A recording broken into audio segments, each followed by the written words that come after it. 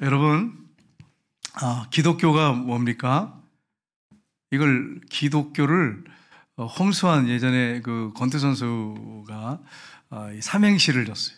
처음에 저는 이제 이분이 간증을 누가 올려줘서 들었는데 뭐 별게 있겠나, 그런데 들어보니까 굉장히 은혜가 되더라고요. 여러분, 기독교 이걸 우리가 어떻게 여러분 기독교를 이렇게 표현할 수 있겠어요? 기독교 이 세자 가지고 기가 막히게 독한 종교, 이렇게 홍수환 권투 선수가 기가 막히게 독한 종교. 근데 보니까 진짜 기독교 역사를 보니까 실제야. 기가 막히게 독한 종교. 밟으면 밟을수록 살아나고 핍박하면 핍박할수록 더 뻗어나가고 강력한 생명력으로 전진하는 종교가 기독교입니다. 없어지지 않아요. 순교자가 나오면 나올수록 더 부흥하는 게 한국교회고 세계교회입니다. 역사를 보니까 그래. 여러분, 그렇기 때문에 여러분 낙심하지 말고 절망하지 마십시오. 왜냐하면 주님이 함께 하시기 때문에 그게 되는 거지, 주님이 함께 하지 않으신데 어떻게 그게 가능하겠어요? 우리는 종교가 아니고 생명입니다. 네, 그러니까 뻗어나갈 수 있는 거예요. 여러분, 그림을 하나 보겠습니다. 그림, 이 사람이 누구냐면 조지 프레드릭 와츠라고 하는 사람인데, 이 사람이 그림을 그렸어요. 영국 런던의 K 미술관에 있습니다. 그 다음 한번 그림 볼까요? 여러분, 이 그림 보면 어떤 생각이 드세요? 프레드릭 와츠라고 하는 사람이 있는데 옆에 보면 뭐라고 되어 있어요? 제목이 소망이래요. 소망이 있어요? 이거 보면 소망을 느끼세요? 근데 여기다가 이건 이제 우리 박식찬이 붙여준 거고, 하얀 걸 그 글자 한 거고, 그림 밑에 소망 이렇게 써 있어요. 사실은 영어로 소망 이렇게. 자, 그런데 여러분, 이걸 보면서 뭘 느끼십니까? 이게 소망의 그림 같습니까? 한 여인이, 이 둥근 게 뭐냐면 지구 위에 한 여인이 앉았는데 고개를 푹 숙이고, 왜냐하면 지금 눈이 안 보여요. 수건으로 가려져가지고. 하프를 타는데 하프 7줄 중에서 다 끊어지고 한 줄만 남았어요. 그 한 줄을 가지고 연주를 하고 있어요. 이게 소망의 줄이죠. 7줄 6줄이 끊어졌으니까 한 줄만 남았어요. 이거 가지고 연주하고 소망의 줄이죠. 그 다음에 저기 보면 별이 하나가 하얗게 보이죠. 네. 별이 딱 많은데, 별이 많은데 하나만 딱 있어요. 소망의 별이죠. 지금 이 프레드릭 와츠라고 하는 사람이 왜 이렇게 이 그림에다 소망이라고 하는 이름을 붙였을까 하는 것입니다. 완전히 여인은 절망적인 상황인데 그 한 줄 가지고 희망을 노래하고 있어요. 그리고 절망적인 상황 가운데 별이 떠가지고 있어요. 여러분, 우리가 우리의 지금 현재의 삶이 이럴 수 있어요. 네, 그런데 우리 주님이, 메시아신 주님이, 새벽별이신 주님이 우리와 함께 하시고 반드시 우리 도우실 거라고 하는 사실, 역사하실 것이라고 하는 사실, 우리 주님이 반드시 능력으로 우리에게 찾아올 것이라고 하시는 사실, 여러분, 이 사실을 여러분 확실하게 믿는다면 이 그림이 소망이 되는 거죠.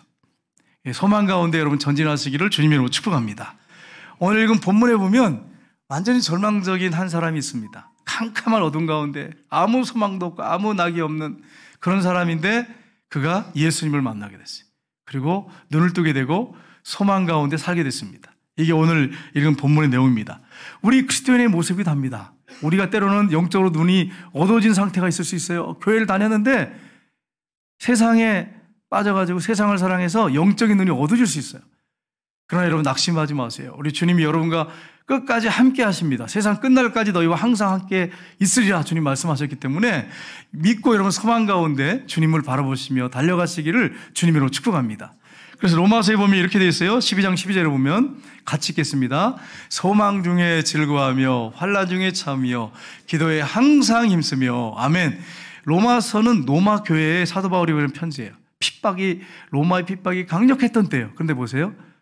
소망 중에 즐거워하며. 우리 주님 때문에 소망을 가질 수 있는 거죠. 천국 소망이 있죠. 즐거워하며.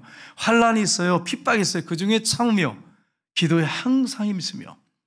오늘날 우리나라 현실의 모습이 이런 모습이 아닌가 생각이 됩니다. 어디도 소망이 없어요. 정말 뭘 봐도 소망이 없어. 그런데 우리 예수님이 살아계시고 함께 하시기 때문에 소망 중에 즐거워하며 환난 중에 참으며 기도에 항상 힘쓰며. 이게 우리가 해야 할 일이 아닌가. 오늘 여기 본문에 나오는 이 바디메오가 이렇게 살지 않았나 하는 것을 우리가 볼 수가 있습니다. 그래서 오늘 이 말씀을 가지고, 본문 말씀을 가지고 절망에서 소망으로 나아가기 위해서 우리가 해야 할 일이 무엇인가 하는 것을 살펴보긴 합니다. 첫 번째는 믿음으로 주님께 나가야 합니다. 여러분, 오늘 이 본문에 보시면 예수님이 1절에 보면 어떻게 되냐면 여리고에 가까이 오셨을 때 이렇게 시작하고 있거든요. 근데 이 본문 말씀이 어디 또 나오냐면 마태복음, 마가복음에 나와요. 이 맹인에 대한 기사가 나옵니다. 그래서 비교해서 보면 알 수 있는데, 근데 마태복음, 마가복음에 보면 여리고를 나가실 때 이렇게 됐어요. 근데 누가복음에 보면 여리고에 가까이 오셨을 때 이상하네. 이 성경이 잘못 써졌나? 우리가 역사를 좀 알아야 되는데 예수님 당시에 구여리고가 있고 신여리고가 있었어요. 그러니까 도시가 새롭게 건설되는, 여리고는 잘 사는 도시예요. 이 장미도 많고 부유한 계층의 사람들이 사는 게 여리고입니다. 그래서 여러분, 예루살렘에서 여리고로 내려가다가 강도를 만난 사람 예수님 비유하시잖아요. 거기 강도들이 출몰을 했어요. 왜냐하면 잘 사는 동네이기 때문에. 그러니까 이 여리고로 예수님이 지금 신여리고로 들어가실 때, 가까이 오셨을 때, 구여리고에서 나와서 신여리고로 가까이 오셨을 때 이렇게 보면 됩니다. 그래서 여러분이 마태복음, 마가복음 다르네? 이렇게 보시면 안 되고 똑같은 거예요. 똑같은 건데 예수님이 신여리고에 가까이 오셨을 때 여기 오늘 본문에 보면 한 맹인이 나옵니다. 그래서 여기 보면 맹인이 길에서 구걸하거늘 이렇게 돼 있거든요. 마가복음에 보면 길에 앉아 깡통을 하나 놓고 구걸하고 있었겠죠. 네, 구걸하는 거린이 이렇게 앉아 있습니다. 맹인이 앉아 있습니다. 여러분, 맹인하면 예수님 당시에, 지금은 그래도 많이 좋아진 편인데도 아직도 편견을 갖고 있어요. 근데 예수님 당시에 맹인은 저주받은 대상이에요. 그리고 무슨 죄가 있는 사람처럼 취급을 했어요. 그래서 여러분, 요한복음에 보면 9장에 보면 예수님이 제자들과 함께 이렇게 같이 가는데 한 맹인, 오늘 본문의 맹인이 아니고 다른 맹인인데 맹인이 길에 앉아서 구걸하고 있었어요. 여러분, 대부분 맹인들은 구걸할 수밖에 없어요. 볼 수가 없어. 그러니까 일할 수가 없으니까. 그리고 제자들이 예수님께 뭐라고 물어봅니까? 예수님, 이 사람이 이렇게 맹인이 된 것은 이 사람의 죄입니까? 그 부모의 죄입니까? 이렇게 질문하죠. 그래서 예수님 뭐라고 말씀하세요? 이 사람이나 그 부모의 죄가 아니라 그를 통해서 하나님이 하시고자 하는 일을 나타내게 하려 하심이라. 이렇게 말씀하시죠. 하나님의 영광을 위한 맹인이 된 거다. 병이다. 이렇게 말씀하셨어요. 근데 보세요. 맹인은 그 당시에는 저주받은 자, 죄가 많은 사람, 또 가난하고 거지에다가, 그리고 다른 사람에게 의존할 수밖에 없고, 여행도 할 수 없고요. 지팡이 갖고 여행한다면 어떻게 되겠어요? 그래서 어떤 분이 맹인에 대한 얘기를 잠깐 이렇게 하시더라고요. TV에 보니까. 맹인이 이렇게 가다가 뭐가 있는 것 같으니까 이렇게 흔들었는데 이 앞에 사람이 있었어요. 사람의 얼굴을 이렇게 지팡이로 때려가지고 얼른 쫓아가서 여기 이렇게 하면 안 된다. 이게 사람이라 그러면서. 그러니까 그 맞은 사람도 기분 나쁘지만 맹인이니까 그냥 가더라고요. 그렇게 여러분, 맹인은 누가 옆에 있지 않으면 어디 갈 수가 없어요. 여행할 수가 없어요. 도움이 없으면 살아갈 수 없어요. 그러니까 어떻게 보면 맹인처럼 불쌍한 사람이 없어요. 팔이 하나 없거나 다리가 하나 없으면 그래도 눈을 보면 어떻게든 다닐 수 있어요. 갈 수도 있고 누구 도움을 구할 수도 있고 좀 도와달라고 하고 옆에 누가. 근데 맹인은 사람 있는지 없는지 소리를 들어봐야 하는 거예요. 그러니까 이렇게 비참할 수가 없는 거죠. 그러니까 보는 건 정말 복입니다. 여러분과 제가 본다고 하니 축복이에요. 우리 권사님 중에 선글라스 낀 분이 계신데 오해하지 마시고 백내장 수술하셔가지고 그러니까 여러분 본다고 하니 복이 있는 자. 그러니까 여러분, 우리가 본다고 하는 것은 참 복이 있는 거예요. 그래서 가끔씩 보면 우리 권사님들 보면 이 선글라스 낀 분들이 있어요. 그래서 왜 그런가, 백내장 수술, 그리고 새벽에 한 분은 이렇게 검은 걸 끼고 앉아 계시길래 굉장히 웃음이 나오더라고요. 경건한 권사님이. 그래가지고 나중에 여쭤보니까 목사님이 눈이 이렇게 하도 처져가지고 이게 쌍꺼풀 수술했습니다. 그래가지고 했다고 그러더라고요. 그러니까 여러분, 본다고 하는 건 참 복이 있는 거예요. 본다고 하는 건 복이 있어요. 아니, 이 맹인이 얼마나 비참하겠습니까? 길에서 구걸하고 있었어요. 누가복음 18장 36절 38절을 보시니까 우리 한번 같이 읽어보겠습니다. 무리가 지나감을 듣고 이 무슨 소리냐 물은데 그들이 나사렛 예수께서 지나가신다 하니 맹인이 외쳐 이르되 다윗의 자손 예수여 나를 불쌍히 여기소서 하거늘. 아멘. 여기 보면 무리들이 예수님을 부르는 명칭이 있고 맹인이 예수님을 부르는 명칭이 있습니다. 여러분, 무리들은 뭐라고 예수님을 부르고 있어요? 나사렛 예수라고 그랬어요. 근데 여러분, 이게 그 당시에는요, 좋은 이름, 나사렛이라는 말이 좋은 이름이 아니에요. 나다나엘이 빌립이 찾아와가지고 메시아를 만났다. 나사렛 예수다. 이러니까 뭐라 합니까? 나사렛에서 무슨 선한 것이 나올 수 있겠냐. 그러니까 비참한 동네, 변방, 시골, 아무 소망이 없는 동네. 그게 나사렛이에요. 사람들은 예수님을 뭐라고 불렀어요? 나사렛 예수라고 그랬어요. 그러니까 여러분 기대가 없는 거예요. 기대치가 없는데 뭔가 일하고 계시고 뭔가 또 기적을 행하는데 나사렛 예수라고 그랬어요. 어떤 사람은 비꼬는토로 얘기했겠죠. 어떤 사람은 그냥 나사렛 출신 예수 이렇게 말하기도 했고요. 근데 맹인은 지금 예수님 뭐라고 부르고 있어요? 다윗의 자손 예수요. 다윗이 누굽니까? 왕이잖아요. 메시아가 누굴 통해서 와요? 다윗의 후손 중에 오신단 말이에요. 다윗의 후손 중에. 그러니까 맹인은 예수님을 메시아 그리스도로 부르고 있고요. 사람들은 나사렛 예수로 부르고 있어요. 오늘도 마찬가지예요. 믿지 않는 사람들은 예수를 우습게 보죠. 예수 믿는 것 때문에 조롱도 하고 예수님이 그런 분이 아닌데 우리가 너무 잘못 살아서 그래요. 바로 살아야겠죠. 교회 다니는 분들 중에서도 예수님을 그냥 나사렛 예수 정도로 아는 분도 있어요. 그냥 예수님 뭐 이 정도로 아는데 예수님이 정말 메시아냐 그리스도냐 이 부분을 여러분이 명확하게 믿고 안다면 여러분 복 있는 사람이에요. 예수님 바로 메시아예요. 그리스도예요. 그래서 다윗의 자손 예수요 이렇게 외치고 있어요. 여러분 예수님을 메시아로 믿고 또 뿐만 아니라 예수님께 지금 이 맹인이 이제 예수님께 소리를 지르고 있잖아요. 예수님이 자기 눈을 뜨게 할 수 있는 메시아라고 하는 거 하나님이 아들이라는 사실을 그는 확실하게 믿었어요. 그래서 오늘 본문에 보면 이게 너무 잘 나타나고 있어요. 여러분 우리가 기도할 때 낙심될 때가 참 많습니다. 오직 하면 예수님이 제가 지난주에 말씀드렸죠. 기도할 때 낙심하지 말고 낭망하지 말고 기도할 것을 말씀하시면서 과부 이야기를 지난주에 제가 말씀드렸어요. 낭망하지 말고 계속 기도하라고. 반드시 밤낮 부르짖는 택하신 자들의 그 원한을 기도를 들어주실 때가 있을 것이라고. 근데 그렇게 믿음을 끝까지 가지고 기도할 수 있는 사람이 있겠느냐고 제가 지난주에 말씀드렸어요. 예수님이 그렇게 말씀하셨기 때문에 그대로 말씀드렸어요. 여러분 저수지를 한번 생각해 보세요. 저수지. 큰 저수지. 저수지, 댐의 물 이렇게 생각하세요? 이게 하나님이라고 생각하세요. 비교도 안 되죠. 피조물하고 어떻게 하나님을 비교할 수 있겠어요? 근데 그냥 여러분이 여러분 상상을 좀 하기 위해서 제가 말씀드려요. 큰 댐, 저수지가 하나님이라고 한번 생각해 보세요. 예를 들어서 그 관, 거기서 이제 수도관이 이렇게 연결돼가지고 오잖아요. 물이 이렇게 이제 수도 사업소로 해가지고 오잖아요. 관이 이렇게 올 거 아니에요. 관. 그 관은 구약, 신약의 약속의 말씀, 관은 그렇게 생각하시면 돼요. 수도꼭지는 믿음.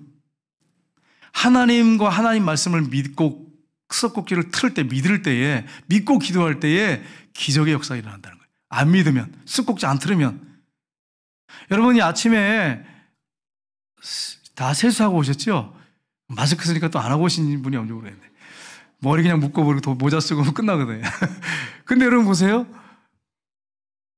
여러분이 아침에 수도꼭지를 틀었단 말이에요. 그걸 틀으니까 물이 나와서 여러분 씻고 왔단 말이에요. 마찬가지로 아무리 저수지에 댐에 물이 많고 수도 사업소에 물이 많아도 수도꼭지를 틀어야 물이 나오는 것처럼 믿어야 돼. 믿고 기도해야 역사가 일어나는 거예요. 믿음이 얼마나 중요한지 몰라요. 제가 지금 성경을 계속 많이 보고 있거든요. 많이 보는데 이렇게 하루에 한 60장 정도 보는데 근데 여러분 시편 본 게 아니고요. 여러분 오해하지 마세요. 시편 보면 60편은 뭐 몇 장 안 돼요. 사실은 짧으니까. 마태복음부터 보세요. 60장 보면 쉽지 않습니다. 그거 한 4시간은 봐야 돼. 길어요. 요한복음 같은 게 얼마나 긴지 몰라. 한 장이 한 3장, 4장, 5장, 시편에 그 정도 5장도 넘죠. 한 장이 길잖아요. 그래서 보는데 제가 하나 느끼는 게 하나 있었어요. 뭘 우리에게 확실하게 보여주고 있냐면 믿는 자에게 하나님이 역사하신다는 거예요. 물론 때로는 믿음이 없고 약한 자에게 은혜를 베푸셔서 기적을 베푸시기도 하지만 믿는 자에게 역사하시더라고요 하는 거예요. 예수님께 믿음을 가지고 나온 자들에게 기적을 베푸셨어요. 똑같은 시대 상황 가운데 살았고 예수님 곁에 있는데도 기적을 체험하지 못한 사람도 있었어요. 희한하죠. 그런데 예수님을 믿고 오늘 바데멜처럼 믿음으로 나온 사람들은 기적을 체험했어요. 여러분 이방인이라도 그랬어요. 이방인이라도 가나안 여자 하나가 어떻게 했어요? 가나안 여자 하나가 예수님께 나와서 소리 지르죠. 다윗의 자손 예수여 나를 보세요. 이방인인데도 확실하게 메시아를 믿고 있잖아요. 나를 불쌍히 여기소서. 내 딸의 흉악한 귀신이 들려나이다. 근데 예수님이 돌아보지도 않고 그냥 가요. 계속 소리 지르니까 예수님 뭐라고 말씀하세요? 나는 이스라엘 외에 다른 데로 보냄을 받지 아니하였다. 이렇게 말씀하시죠. 그리고 예수님 집에 들어가서 쫓아 들어가서 또 소리 질러요. 주님 나를 불쌍히 해달라고.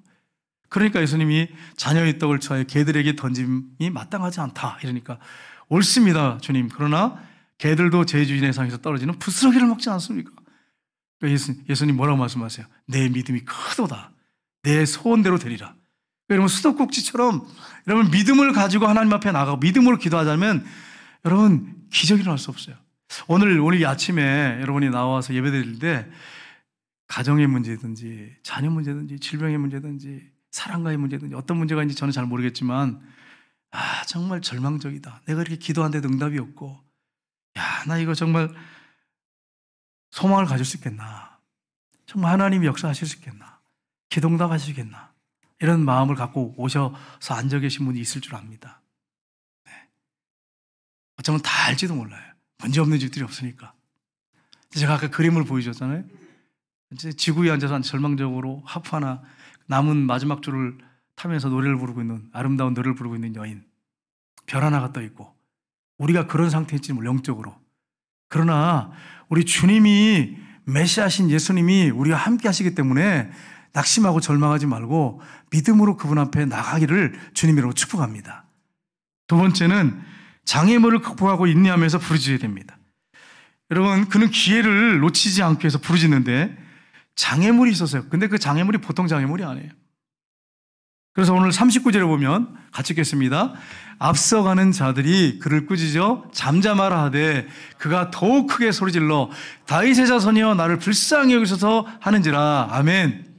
여러분 이 말씀을 보면 그냥 다윗의 자손이여 나를 불쌍히 여기소서 그러니까 앞에 간 사람이 시끄러워 조용해 맹인이 뭐 소리를 지르고 그래 막 그러면서 야단친 걸로 그 정도로 끝나고 맹인이 다시 한번 다윗의 자손이여 그래서 불쌍히 여기서 그러니까 예수님 불러라 이 정도로 우리가 볼 수 있잖아요. 근데 원어상에 보면 이게 미알로 시제로 되어 있어요. 미알로 능동 시제로 되어 있어요. 이게 무슨 말이냐면 이 맹인이 다윗의 자손 예수여 나를 불쌍히 여기서 그러니까 무리들이 여기저기서 막 한 사람이 그런 게 아니고 여기저기서 시끄러 이게 왜 이렇게 소리 질러 거지가 맹인이 왜 이렇게 소리 질러 막 사람들이 여기저기서 막 수많은 사람이 그러는 거예요. 수많은 사람이 한 사람이 그런 게 아니고 제자들까지 그러고 그런데 계속해서 다윗의 자손 예수여 나를 불쌍히 해서 젖먹던 힘을 다해서 계속 외치고 있는 모습이에요.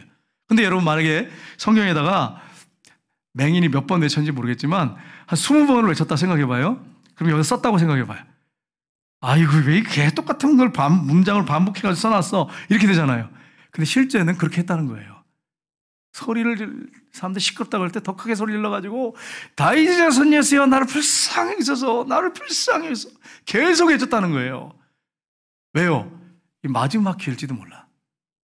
예수님이 메시아인데 자는 확실하게 믿잖아요. 메시아로 그리스도로 믿는데 이분을 놓쳐버리면 자기는 이제 어쩌면 물론 한번 기회를 또 있을지 모르겠지만 마지막일지도 몰라요. 그러니까 젖먹던 힘을 다해서 목이 쉬도록 막 목청이 나가도록 그냥 간절히 큰 소리로 외치는 거예요. 계속해서 외치는 거예요. 여러분 우리에게 이러한 기도가 필요합니다. 창세기 보면 32장 26절에 보면 우리 보겠습니다. 같이 읽겠습니다. 그가 이르되 날이 세려하니 나로 가게 하라. 야곱이 이르되 당신이 내게 축복하지 아니하면 가게 하지 아니하겠나이다. 지금 날이 새고 있는데 지금 야곱이 천사의 허리를 붙잡고 안 놓는 거예요. 저녁부터. 그 한 6시, 7시간 동안을 안 놓고 씨름하는 거예요. 날이 세려하니 나로 가게 하라. 천사가 얘기하는 거예요. 야곱이 당신이 내게 축복하지 않으면 가게 하지 않겠나이다. 이렇게 하고 있어요. 야곱이 어리석은 형을 속이고 욕망이 강하고 들로 산으로 뛰어다니는 야생마 같은 형을 갖다 속여가서 팥죽 한 그릇에 장자의 명물을 사고 눈먼 아버지를 속여가지고 축복을 받아내고 형이 죽이려고 하니까 도망을 가가지고 20년 만에 금이환영을 하는 거예요. 근데 형이 400명을 건드리고 지금 자기를 죽이러 온다는 거예요. 복수하러 온다는 거예요. 그러니까 밤새도록 천사의 허리춤을 붙잡고 씨름하는데 천사가 엉덩이 뼈를 때려가지고 유골시켰어요. 그런데도 안 놓는 거예요. 당신이 나를 축복하지 않으면 가게 하지 않겠나이다. 그렇게 매달렸어요. 온몸에 땀으로 범벅되고 눈물로 범벅되어 있어요. 그러니까 천사가 나중에 내 이름이 뭐냐? 하나님께서 보내신 거예요. 야곱인이다. 이제는 야곱이라고 하지 말고 이스라엘이라 하리라. 거기서 완전히 바꿔줬어요. 그래서 지금 이스라엘이라고 하는 나라가 탄생한 거예요. 얼마나 축복이에요. 하나님과 겨루 이겼다는 거예요. 여러분도 하나님과 겨루 이기시기를 주님으로 축복합니다.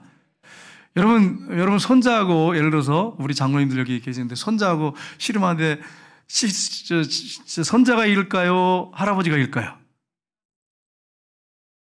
이게 뭐 손자가 이긴다 그러고 할아버지가 이긴다. 누가 이기는 거예요? 할아버지가 이길까요? 손자가 이길까요? 왜 손자가 이겨요? 져주자는 말이에요. 져준단 말이에요. 할아버지가 이겨서 10번 하는데 다 이겨주면 그 할아버지가 아니에요, 그 사람은. 할아버지 자리 내려놔야 돼. 손자를 붙잡고, 야, 하자 그래가지고 막 넘어뜨려가지고, 막 굴리고 막 그러면서 막 애를 굴리고 그러면서, 야, 너 그래 가도 되겠냐? 너 힘 좀 키워라. 이렇게 만약에 할아버지가 얘기하면 할아버지 자리 내려놔야 돼. 그건 할아버지 자격이 없어. 아니, 힘없는 애를 갖다 그렇게 해가지고 되겠어요? 왜 그렇게 져주는 거예요? 왜?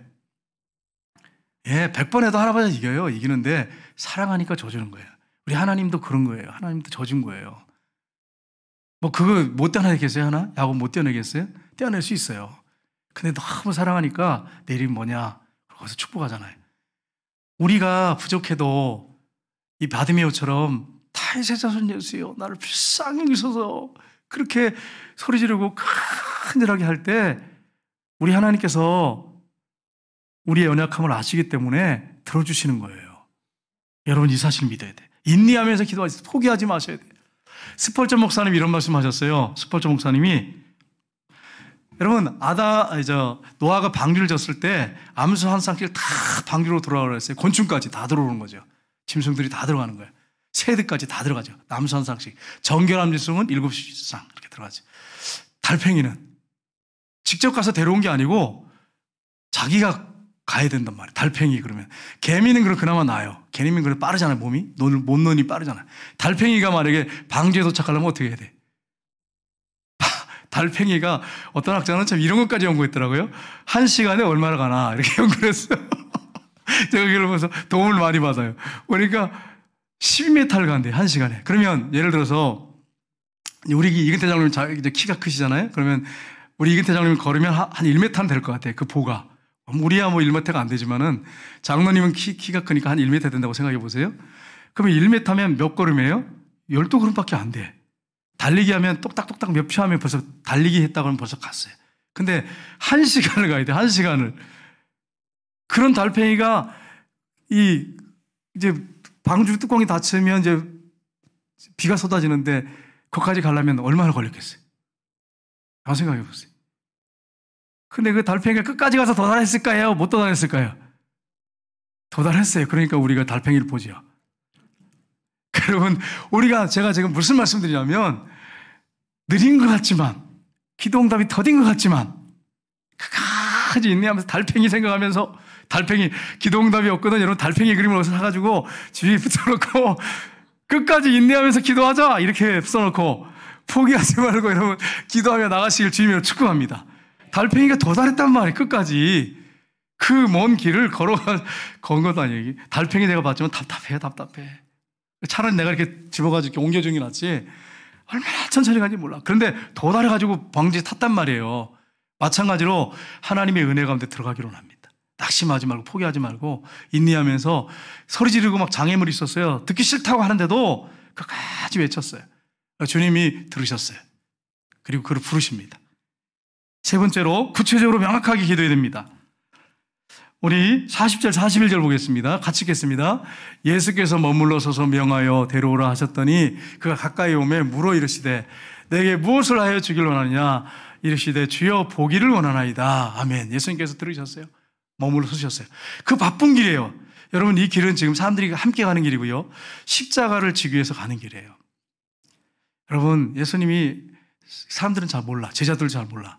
십자가 지러 가는 길인데 얼마나 심적으로 부담이 됐겠어요. 얼마나 힘드셨겠어요. 그런데 그렇게 부담스러운 길인데 힘든데 그의 외침을 외면하지 않으셨어요. 꺼져가는 심지를 끄지 않으셨어요. 상한 갈대를 꺾지 않으셨어요. 그의 그 외침을 외면하지 않으셨어요. 예수님도 힘드셨는데 십자가를 지고 죽어야 되는데 예수님 부르라고 말씀하세요. 불러왔어요. 사람들이 데리고 왔어요. 그랬을 때 예수님이 41절에 보니까 41절에 보니까 이렇게 됐습니다. 같이 읽겠습니다. 40절 41절 같이 읽겠습니다. 예수께서 머물러 서서 명하여 데려오라 하셨더니 그가 가까이 오매 물어 이르시되 내게 무엇을 하여 주기를 원하느냐 이르시되 주여 보기를 원하나이다. 아멘. 여러분 같으면 뭐라고 하겠습니까? 여러분 소원이 뭐냐고 물어보면 여러분 뭐라고 하시겠어요? 이것저것 막 횡설수설하면서 하시겠어요? 명확하게 여러분 대답하시겠어요? 여러분 이 거지가 이럴 수 있거든요. 주님, 당신이 메시아시라면 평생 먹고 살 돈을 주십시오. 뭐 이럴 수도 있잖아요. 그런데 뭐라고 합니까? 주여 보기로나이다. 내가 이 캄캄함 속에 사는 거 원치 않습니다. 주여 내가 보기로나이다. 여러분 저와 여러분이 영적으로 어둠 가운데 있을 수 있고 절망 가운데 있을 수 있습니다. 주님, 내가 이 절망 가운데 주님을 바라보게 해주십시오.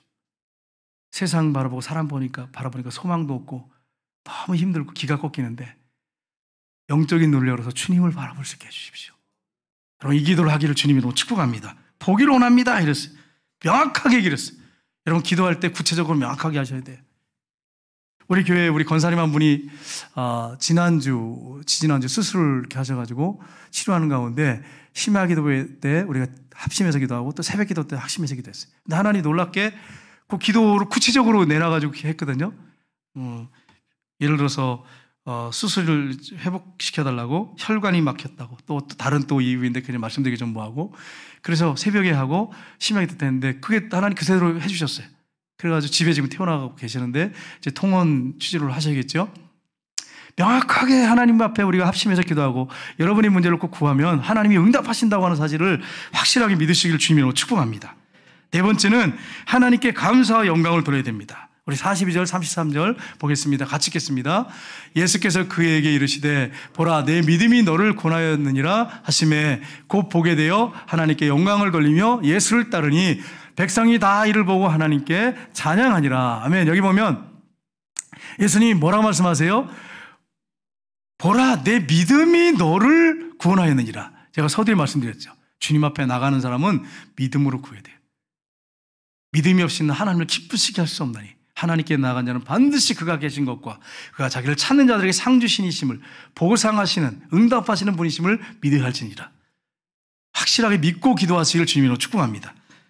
여러분 보세요. 내 믿음이 너를 구원했다. 그러니까 눈이 열렸어요. 보게 됐어요. 보게 되어 하나님께 영광 돌립니다. 얼마나 감사했겠어요.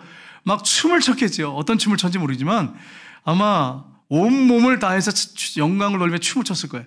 예수를 따르니 제자가 됐다는 거예요. 예수님을 따르는 제자가 됐다는 거예요. 백성이 다 이를 보고 하나님을 찬양하니라. 하나님을 백성들이 그 무리들이 처음에는 맹인들한테 소리 질렀어요. 장애물이 됐어요. 근데 그 모습을 보고 이제는 장애물이 아니라 하나님을 찬양하는 사람들이 되었어요. 여러분과 저에게 있는 절망적인 상황이 사람들한테는 손가락질 당하고 무시를 당할 수 있습니다. 그러나 여러분이 기도를 통하여 믿음으로 나갈 때 하나님께서 역사하시면 하나님께 여러분이 영광 돌릴 수 있고 주변 사람들이 그걸 통해서 여러분을 통하여 영광 돌릴 수 있다고 하는 거, 찬양할 수 있다고 하는 사실을 믿으시기를 주님으로 축복합니다.